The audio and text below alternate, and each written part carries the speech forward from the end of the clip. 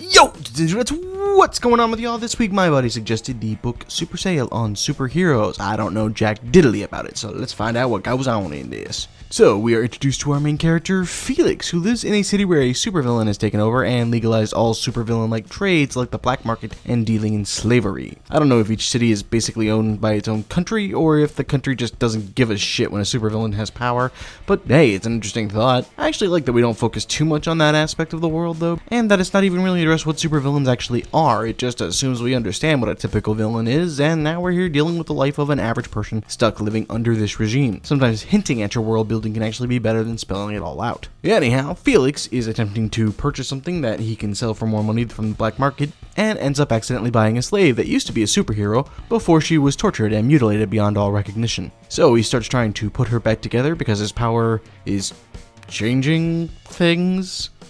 It's pretty vague, to be honest. However, because this ex-super being is technically his property, he can set it so that he can take her power to increase the limits of what he can do, and he uses this to start healing her. Now, I should clarify, in no way is our main character a good guy here, or even much of a decent person. He's absorbed with the idea of increasing his control and power and money, and sees all of those around him as a tool to achieve that goal. It's a bit off-putting because our MC is the person we're supposed to be cheering for, but I honestly don't really want to cheer for Felix, especially when this guy buys 5 more women in quick succession and decides to then buy a pawn shop where he can use his power to make bank. This dislike of the MC is not helped when, straight up, this begins to read like a harem fic. Harem? I don't know how it's pronounced. Anyhow, he collects a few superpowered chicks, including a half-human, half-fox who can duplicate herself, a half-demon who wishes to become his lawyer and can manipulate men and eat their souls, and a super-intelligent woman who agrees to help him if she can have some of her intelligence back, because intelligence is a superpower. While the mechanics and ideas of this are all fairly interesting, the tone of the book is complete male-dominating fantasy, and it throws me off. One of the chicks is so into the arrangement because her power was telepathy that she couldn't turn off or control, and his ability to control that is apparently worth all of her freedom. The others come to accept it or rebel only enough to technically be called an individual character, and it comes off as being really creepy, especially when he starts changing their appearance, and makes one of them go from a double A breast size to a D without her asking.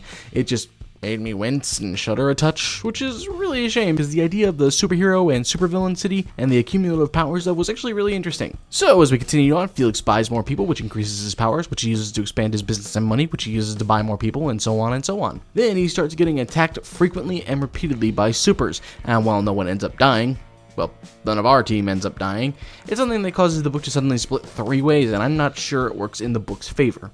Look, the idea of a superpowered defense unit that has to use a combination of powers and skills to fight off other supers could have carried a book. The idea of using superpowers and super beings to run a business empire and basically become your own country could have carried the book. The weird Wattpad/fanfiction aspect of a harem of superwomen probably could have carried the book because, hey, 50 Shades of Grey outsold Harry Potter, so apparently there's a market for anything. My point is that trying to do everything looks the book feeling bland and like someone used too little jelly on way too large a biscuit. Now, don't get me wrong. Mechanically, there's things I quite like about the book. The ideas are interesting, but an idea alone does not a plot and characters make, and those two honestly are pretty lacking. Luckily, some of the women start to gain a bit of personality, but given the frankly insane, unbalanced nature of their relationship with Felix, it still ends up feeling like a very disturbing male-dominant fantasy piece. And I'm already on a watch list for looking up weird shit for writing my own books. I don't need to be on another one because I listened to this book. Now, sure, stuff like this does happen in fanfiction, and okay, if you love Harry enough that you want him to basically date every single woman in Hogwarts all at the same time, go ahead and have fun, but there's a certain expectation that comes with an actual published original work, and this just, it rings weird, is my point. Look, I'm trying to give you the benefit of the doubt, but you really don't make it easy. So, time goes on, and the book focuses a lot on the constant battling of supers.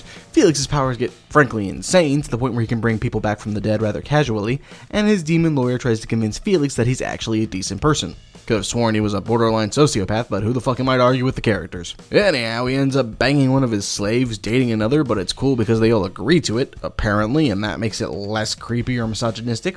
I don't know, I just feel like this book could have had more in some places and should have had less in others, and in the end is just a big congealed mess. My personal score is 2 out of 10. The mechanics are interesting, and not that there's nothing to enjoy in this, but frankly, there's just a butt ton of what's, whys, and fucking batshit insane things that never go away. Much like the overlying male-dominant factor to this that exists no matter how much the author wants us to think that it doesn't. Let's go ahead and take a look at that bingo card.